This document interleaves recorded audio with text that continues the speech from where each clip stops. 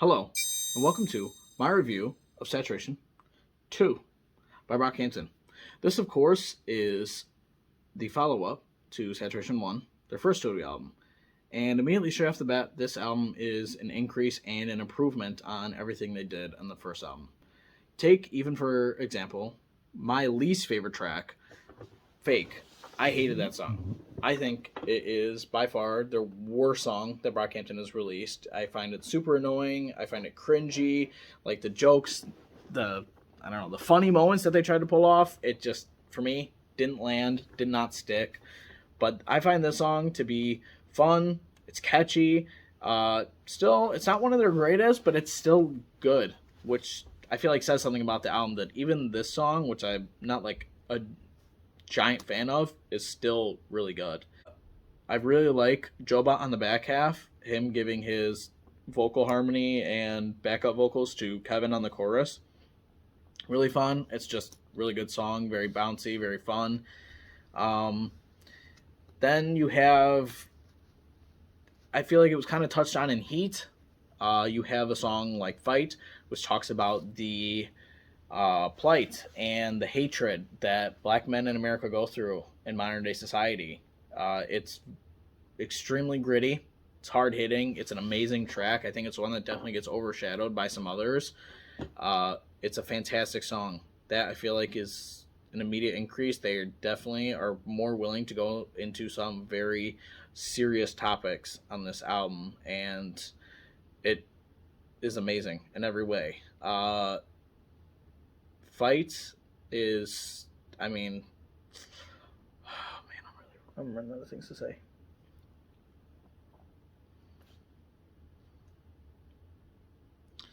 Then, actually, right before Fight, you have Junkie, which is one of Brockhampton's biggest songs. A lot of people would say it's their best song. I personally don't think so. As I said in the first one, Waste is my favorite song of theirs. But Junkie is amazing. It is very heartfelt, very emotional.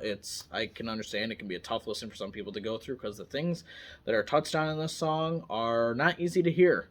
You have Kevin on the opening verse, who talks about his struggles with homosexuality and the hatred that his family put through to him, and that he's even ashamed to share the same last name as his family members. It's disheartening. It's horrifying to hear the things that they say, but I mean, it's real. It's things that people go through every day. I mean, not even just in today's climate, it's things that people have been going through. So to hear him say it, and with such brutal honesty and such vulgarity, I mean, it's amazing, basically, to say the least. I know I'm probably going to say that a lot, but it truly is. It's an amazing thing to hear, and it's something that needs to be said.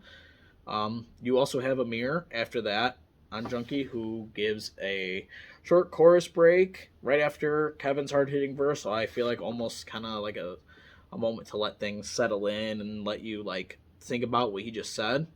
Then delivers I feel like a verse that gets swept under the rug a little bit.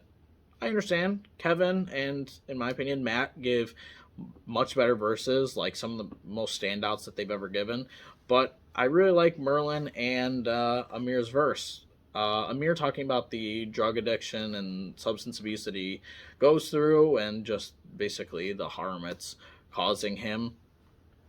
It's nothing like super crazy. It is different, especially at that time, for a rapper to come out and, in a time where drugs are so glorified, for him to say, like, basically the horrors of them. But it's a really good verse. I do really like Merlin's verse of basically his family struggles that he went through, him dropping out of school to join this rap group and to fulfill his dream instead of, going to college, getting a degree, getting a professional job. I like that whole tale that he tells there. I think that's very compelling, especially when he says, I'm not sure if it's in this song or later, when he says, he forgives his family, his because they don't understand this is his dream and this is what he wanted to do. And I think it's a nice story to tell. It's one you don't hear very often. Usually you hear the full family support, but I like to hear his tale of it. What I love, though, and I think it's definitely the best verse on the entire album is Matt's verse on Junkie as well, and it's him talking about the sexual assault and abuse that women go through every day, especially in America. If we hear about it the most, I feel like it is. It's hard. It's a hard listen. I mean, it's very emotional, very powerful, very moving. You can tell that this might have been something that has happened around him personally, and I mean, it's just very powerful. As I said, it is. I mean, it. There's not much to say. It's, everything he says is much better than anything I could say about it. You can just tell that his emotion was on 10 with this, and I love it. I think it's the best part of the album, one of, and I think it gets overshadowed a little bit by Kevin's verse, which is understandable because Kevin delivers a very good verse, but I personally love this one. Other high moments, Gummy, the opener, is a fantastic track of just all the members coming in, having fun, rapping together, basically saying, this is the album, and it's fun. For the most part, this album is very fun, aside from those two very heavy tracks. Queer immediately follows that. I love this song. I think it actually should have two versions because, similar to Bump on Saturation 1, it has the verses, which are very upbeat and fun, and the chorus, which is very slowed down, a lot more mellow and melodic. I would love to hear both versions of that. I would love to hear a full version where it's super fun and entertaining, and a version where it's all melodic and more laid back. Just they're both portions are done so well. I would love to hear both those expand on more, which is unfortunate because we'll never get that. I do want to talk about though the low moments on this album. You have, I would say, Teeth. It's not great. A lot of people really like it. I think Amir does a fine job rapping on it. I just don't love it. I do like the vocal sample that's used in the backing of him, but it's just okay. I don't know. It's one I never visit unless I'm playing the full thing, the full project through. Chick, I feel like, is super just middle of the road. Does nothing for me. I think if you took this album out of the track list, it wouldn't do anything. I don't even think people would notice because the beat's okay, the verses are okay, it's just there, sort of, which I feel like is almost worse than just being a bad song. It's just okay. My least favorite moment, though, on the entire album, aside from the scenes, because there are scenes on this instead of the skits on Saturation 1, the scenes are still there, do nothing. I hate them. I mean, I get their world building, but I'm personally just not a fan of skits on albums unless they're really well done. But my least favorite moment is Sunny. I do not like this song.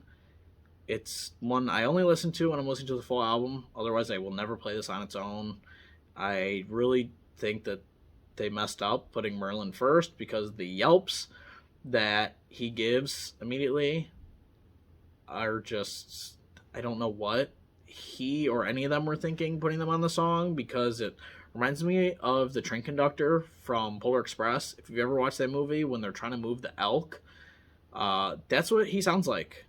I don't like it. It's goofy in a way I'm not sure if it's supposed to be, and I don't know. I think even just that ruins the entire song. Otherwise, I don't really think the song's all that memorable. Verses, just decent. Chorus, I'm not a huge fan of. I do really like Bareface on the outro, just belting out harmonies. I do like that. But otherwise, super forgettable song. Other than Merlin on the opener, it's all I think about when I hear the song, or when I think of the song even. But I do have to say, the best moment on the entire album is Summer, the final track. It is, again, like Waste on Brockhampton, or on Saturation 1.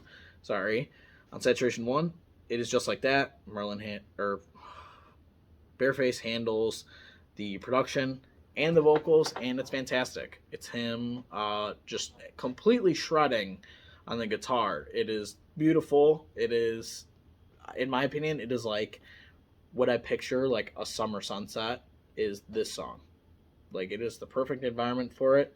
It's amazing. I love it. I am not sure that Bareface ever tops himself after this, which is not a bad thing. It just shows that this song is so good that it was. I mean, I think as soon as they recorded this, they probably knew he could never beat this because it's so good. I know it's a lot of people's like favorite song from them, and just like their favorite song of all time, and it's just really good. Even if it wasn't released by Brockhampton, like he released this solo, I still think that it is purely an amazing song. I mean, the talent that it took to make this it shows. It's so good. Yeah, that's the album. I really like it. It's definitely an improvement from the first one. I don't visit it as much, ironically, even though I think it's an improvement. But it's very good. I would say it's about an 85%. Yeah, that's the review. Next up will most likely be Saturation 3. So tune in for that. Thank you for watching. I'll see you on the next one.